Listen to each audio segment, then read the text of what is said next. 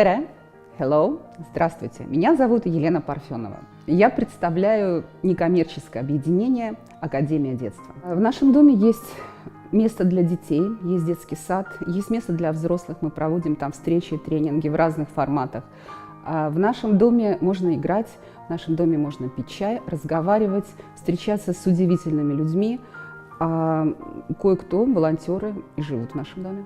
Мы принимаем всех детей, потому что детство не имеет языка. Это состояние, это счастье, и поэтому мы понимаем каждого ребенка. И каждый ребенок, так же, как и взрослый, имеет право быть услышанным, увиденным и понятым. И если человек счастлив, ему не нужно ни с кем воевать, ему не нужно ни с кем конкурировать и бороться.